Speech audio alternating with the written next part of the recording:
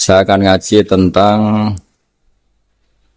betapa mudahnya berbuat baik dan betapa mudahnya bersosialisasi yang jadi kebutuhan sosial masyarakat. Kemudian di saat yang sama sebagai kebaikan menurut Islam. Ini saya baca kitab yang sangat otoritatif, yaitu kitab Sahih Muslim, di mana kita tahu dalam Islam pegangan ahli sunnah wal jamaah juga pegangan ulama seluruh dunia adalah Al-Kutubus Sittah, kitab 6 diantaranya yang hadis Bukhari Muslim. Di sini ketika Nabi ditanya tentang beberapa kebaikan, yaitu dari pertanyaan ayul a'mali afdal, amal apa yang terbaik, di antaranya Nabi menyebut sekian: iman billah, iman kepada Allah Ta'ala. Kemudian ini yang penting dilakukan semua pemimpin, oleh bupati, oleh wakil bupati, oleh seluruh pemimpin, baik struktural maupun kultural, maupun pemimpin kecil, yaitu di keluarga. Yaitu Nabi ngendikan di antara misi Islam adalah memperdekakan budak. Kemudian ada yang lagi tanya lagi, fa'illam af'al. Lalu dari sekian kebaikan yang butuh biaya itu saya tidak mampu melakukan ya Rasulullah. Kalau nyumbang masjid saya tidak mampu. Kalau berbuat bikin fasilitas umum saya tidak mampu. Ada yang sekian pertanyaan dari sahabat, kalau misalnya kebaikan yang butuh biaya kami tidak mampu, termasuk di sini disebutkan kemampuan berhaji, kemampuan zakat, kemampuan sedekah. Kalau semua itu kami tidak mampu ya Rasulullah. Kata Nabi, tu'inu soni'an aw tasna'u li akhraq. Ini di Sahih Muslim di bab iman dengan judul Babu Bayani Kaunil Iman Billah Afdalal A'mal. Kalau saya tidak mampu semua melakukan itu ya Rasulullah, yaitu melakukan kebaikan yang butuh biaya. Kayak bangun masjid, bangun jalan, bangun fasilitas-fasilitas publik. Tu'inu soni'an aw tasna'u li akhraq. Tu'inu nulungi sira soni'an ing wong sing ahli sun'ah, ahli kreatif atau ahli, kalau orang sekarang itu bilang dia pekerja. Dia pekerja rumahan atau production house atau apa saja.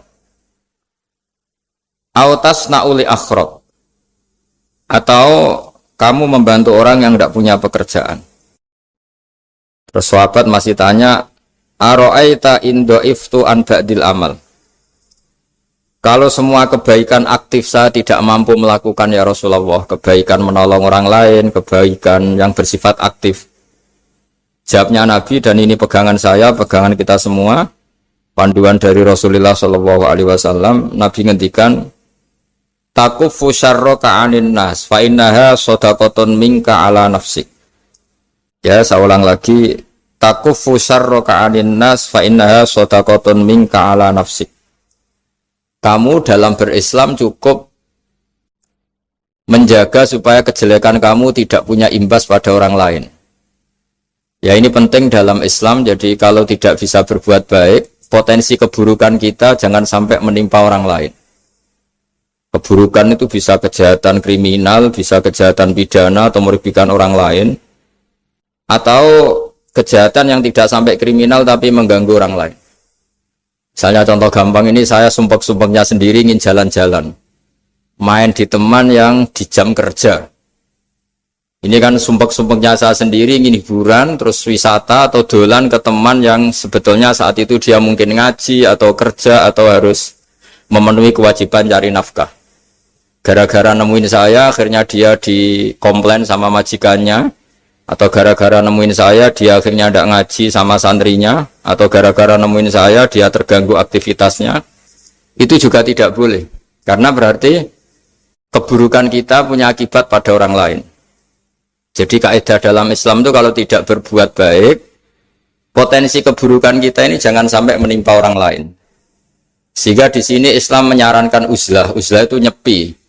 Jadi misalnya kita baru penat, baru bawaannya itu emosi, baru gak suka kumpul orang, itu ya sebaiknya jangan jalan-jalan, karena di antara kebaikan Islam itu tabassum, senyum, atau talqatu wajhin, ceria.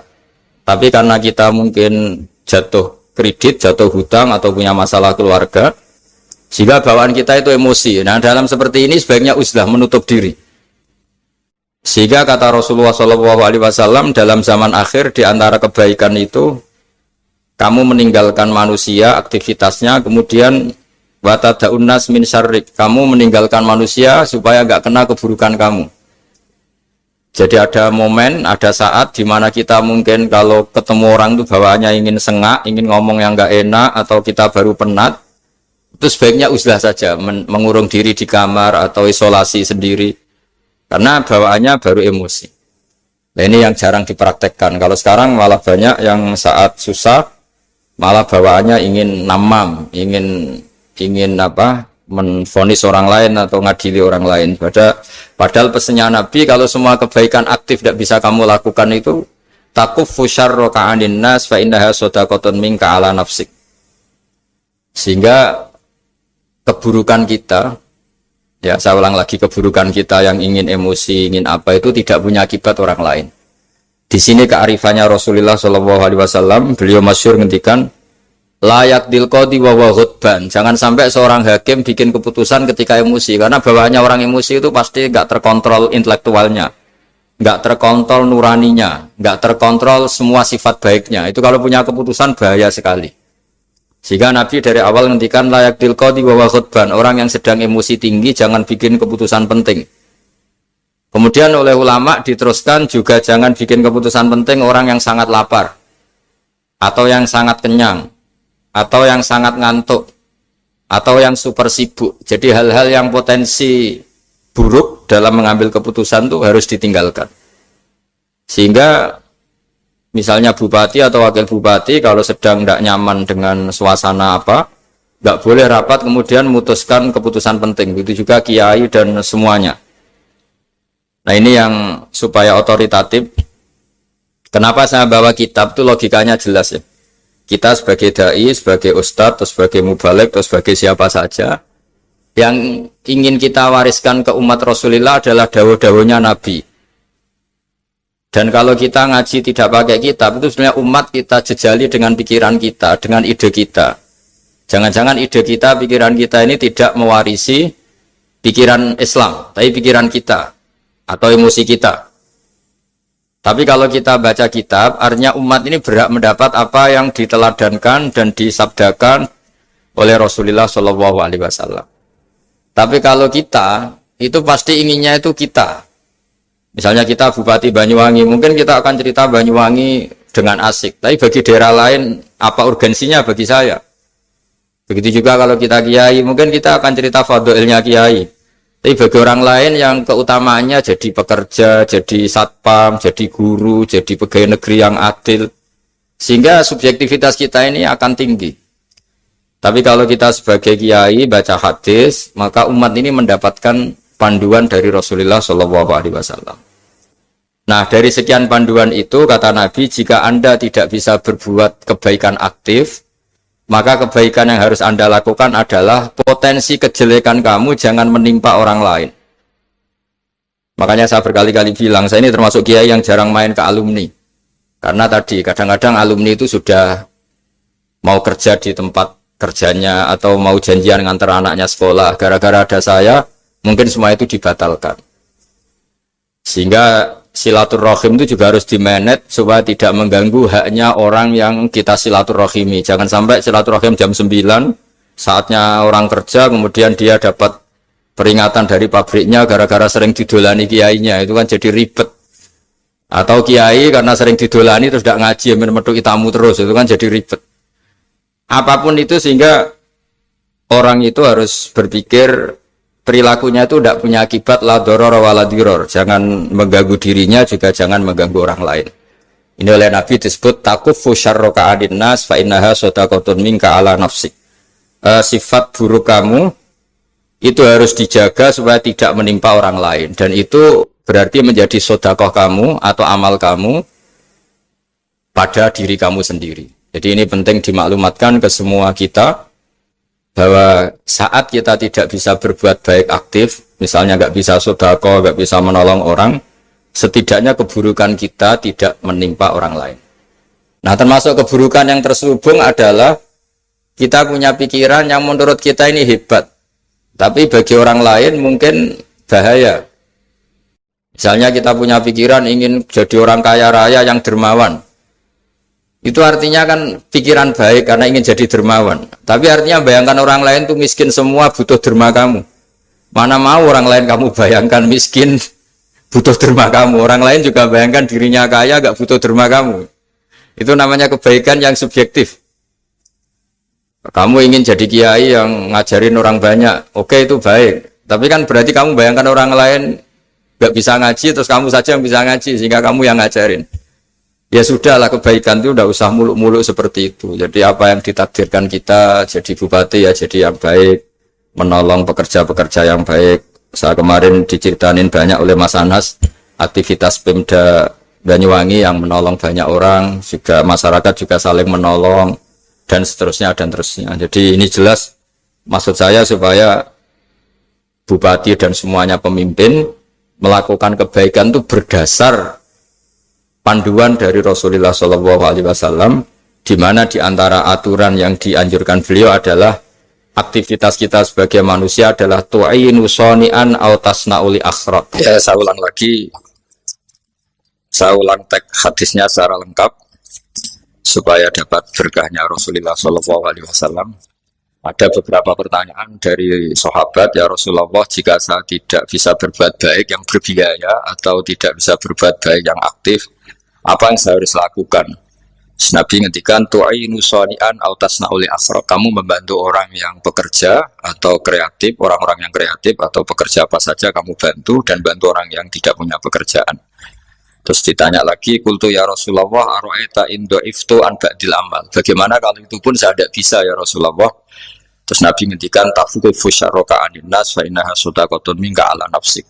Yang penting keburukan kamu tidak menimpa ke orang lain, dan itu bagian dari sedekah kamu.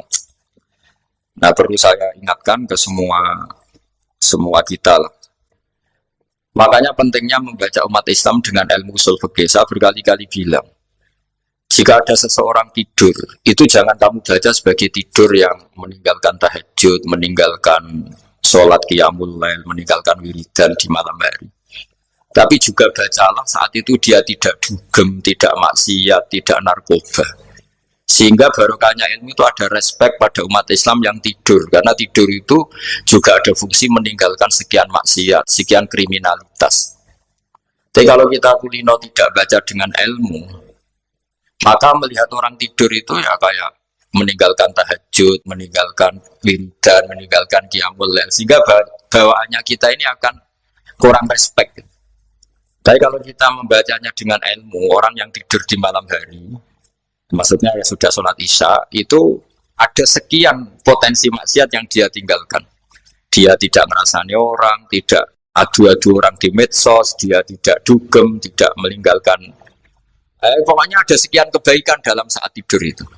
Ini barokahnya ilmu. Tanpa ilmu kita tidak bisa respect seperti ini. Karena bawaannya akan, oh ini malam-malam tidak tahajud, tidak wiridan, tidak apa. Tapi kalau kita dengan ilmu, itu akan membaca dengan tidur, artinya orang tidak maksiat, tidak dugem, tidak ngerasanin orang, tidak ngata-ngatain orang. Nah di sini Sadaqallahul Azim ketika ngendikan wa min ayatihi manamukum billaili wan nahar. Termasuk ayat Allah itu orang tidur. Maksudnya tidur yang dengan dimaknai positif tadi, bisa istirahat, bisa meninggalkan maksiat, bisa apa-apa. Nah ini di sini hebatnya Rasulullah SAW ketika beliau memandu kebaikan. Di antara kebaikan itu apa? Takufu syarroka anin nas fa innaha shadaqatun minka ala nafsik. Kamu, potensi buruk kamu atau keburukan kamu jangan sampai menimpa pada manusia, pada orang lain, dan itu bagian dari sedekah kamu. Ya, saya mohon maaf sama Bu Bupati, sama semua Pemda, sama Wakil Bupati karena saya tidak bisa lama-lama.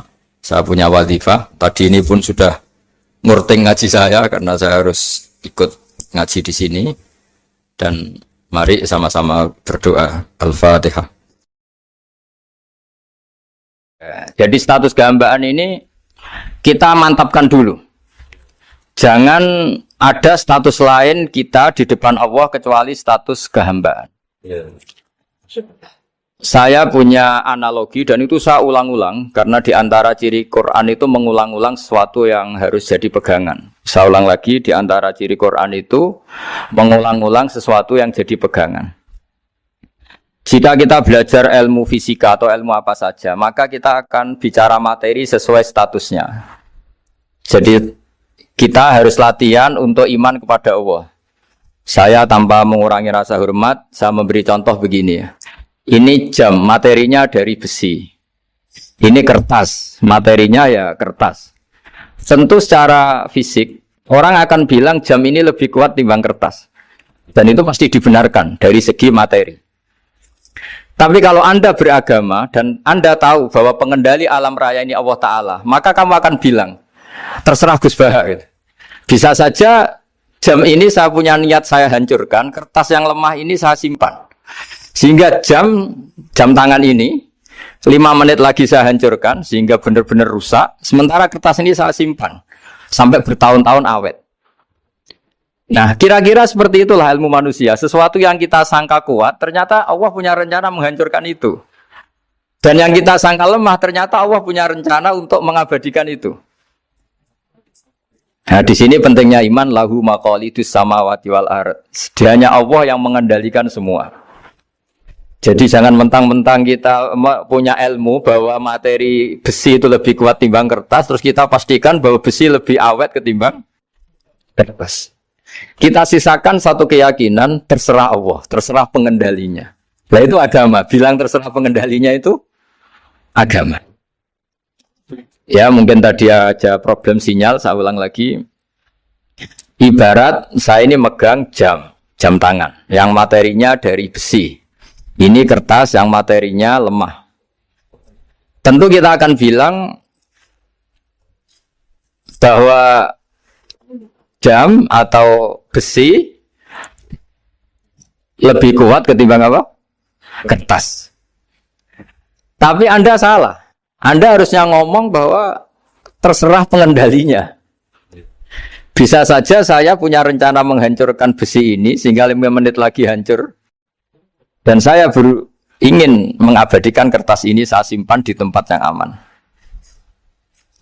Nah kira-kira agama itu bukan anti ilmu. Sehingga agama boleh kamu mengatakan besi ini lebih kuat ketimbang kertas.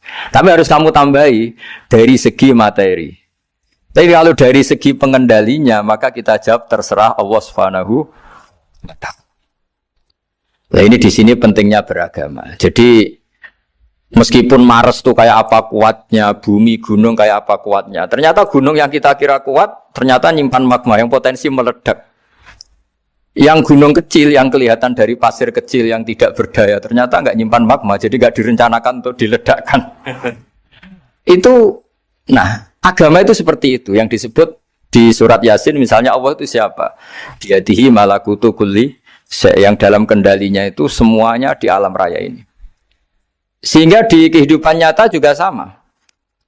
Ada orang yang nekuni ilmu ekonomi, tapi miskinnya Masya Allah. Ada yang gobloknya Masya Allah tapi kaya.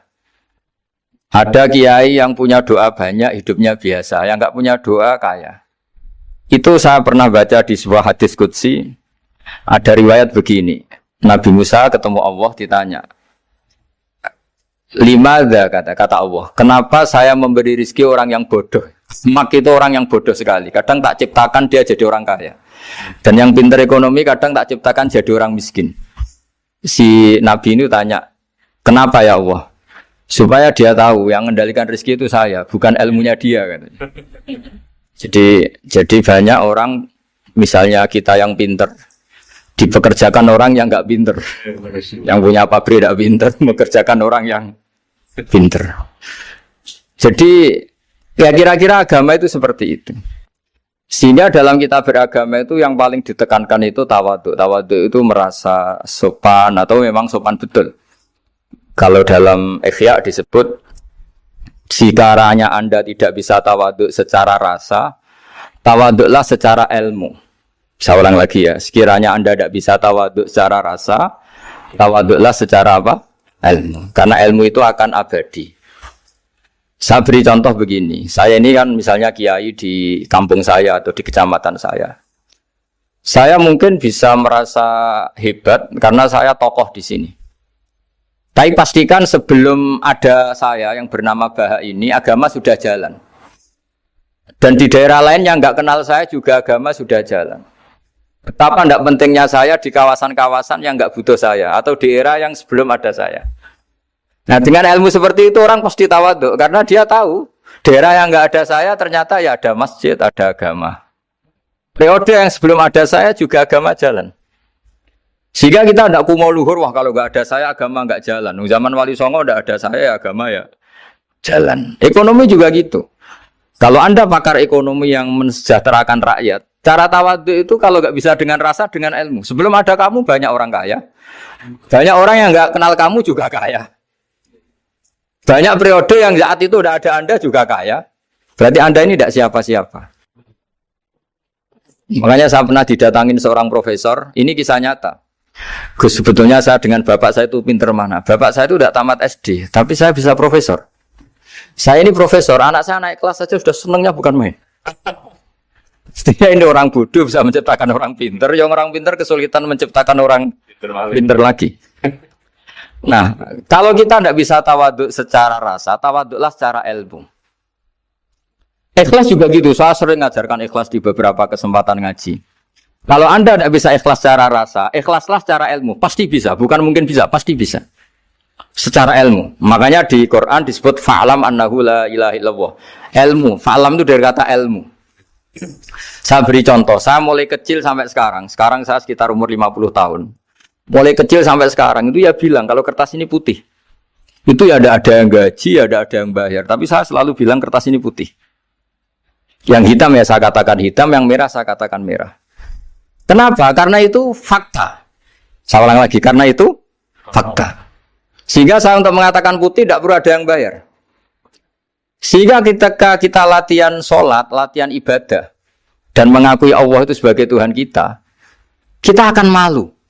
Loh, faktanya Allah itu kan Tuhan. Mau mengatakan fakta kok minta upah ini gimana? Kita mengatakan Allah Tuhan itu sama dengan mengatakan kertas ini putih. Sama-sama itu fakta. Sama seperti saya mengatakan Pak Jokowi itu presiden kami. Itu kan fakta. Masa nunggu kalau dikasih BLT katakan presiden, kalau enggak ya enggak. Itu kan ribet jadi. Pak Manut misalnya rektor UGM. Mbok saya enggak digaji di sana atau enggak kerja di sana bilang kalau beliau itu rektor. Pak Ganjar gubernur Jawa Tengah. Mbok saya dikenal apa enggak ya beliau tetap gubernur. Lama sekali kita mengatakan fakta itu ikhlas. Ikhlas itu artinya enggak minta apa-apa. Karena kita ingin ngomong sesuai fakta. Nah Allah Tuhan itu fakta gitu. Nah kenapa untuk mengatakan Allah Tuhan nunggu? Dah saya ini Tuhan kamu. Ya nunggu dulu Gusti, kalau engkau masukkan kami ke surga, engkau Tuhan. Kalau enggak ya enggak jadi. Tidak bisa seperti itu. Ya Allah tetap Tuhan. Nah, kalau Anda tidak bisa ikhlas secara rasa, ikhlaslah secara ilmu. Ilmu ya tadi kita akan selalu bilang yang putih, putih, yang hitam, hitam. Makanya ini pentingnya ilmu. Tawaduk juga gitu. Kalau Anda ditakdir orang yang GR, yang gede rumongso, ditakdir orang yang kumo luhur, secara rasa bisa dilawan secara ilmu. Ada periode di mana sebelum ada kita yang kaya ya banyak, yang dapat hidayat ya banyak, yang terpelajar ya banyak. Ada daerah yang nggak kenal kita, nyatanya pendidikan di situ jalan, sistem sosial baik. Betapa tidak pentingnya kita. Nah ini nanti memaksa kita atau melatih kita untuk tawaduk. Nah dari hikmah ilmu itu kemudian kita minta maaf sama orang lain itu mudah. Karena kita sadar bahwa adanya kita ini problem. Saya sering digojlok orang-orang kaya. Orang-orang kaya itu ya kadang agak kurang ajar tapi nggak bisa dibantah. Begini, pernah tanya saya gini, Gus, saya ini punya mobil mahal, harganya 2 miliar. Kayaknya yang berak pakai jalan raya saya kan. Bisa, bayarnya pajak saya mahal. Sehingga kayaknya paling pantas saya. Yang naik ontel itu kan nggak bayar pajak. Harusnya nggak boleh pakai jalan gitu sih. Terus saya bilang, babanya yang naik ontel itu pejuang, bapak kamu enggak kata. Kamu enggak warisnya kata. Artinya ada teori dalam kitab hikam itu kitab tasawuf dalam pesantren. Itu kebaikan saja di soal. Misalnya begini, kita ini bangga sebagai urip yang tertib, hidup yang tertib di kantor, di tempat-tempat pekerjaan. Tapi kalau itu semua terjadi, kalau ada kecelakaan di jalan itu nggak ada yang nolong langsung. SAR paling efektif, tim penolong paling efektif ya orang-orang nganggur itu. Orang-orang yang di jalan-jalan di perapatan itu kalau ada kecelakaan langsung nolong. Itu nanti ambulan itu yang kedua, ketiga, yang nolong pertama ya orang-orang yang nganggur-nganggur di jalan itu. Ada orang tersesat nolong. Maka ketika seorang sahabat tanya, ya Rasulullah, kalau engkau melarang kita jagongan di jalan itu kita tidak bisa. Tapi kata Nabi, ya silahkan saja, tapi adu haqq torik, kamu di jalan itu datangkan. Apa itu? Ya kamu bisa amar ma'ruf nahi mungkar. Coba kalau di terminal, di tempat publik banyak orang yang soleh, itu nanti copet ya sungkan. Yang mau jambret ya sungkan, karena yang di situ orang-orang soleh. Nanti yang nggak sholat juga sungkan, karena yang di situ banyak yang sholat.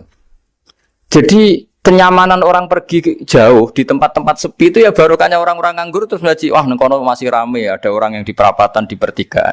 Bayangkan kalau ini orang-orang soleh, pasti itu nyaman. Karena wilayah publik di terus kata yang satu, datang Gus sebagai bukti tawaduk bahwa kita kiai besar pun mau di. Saya akan ngaji tentang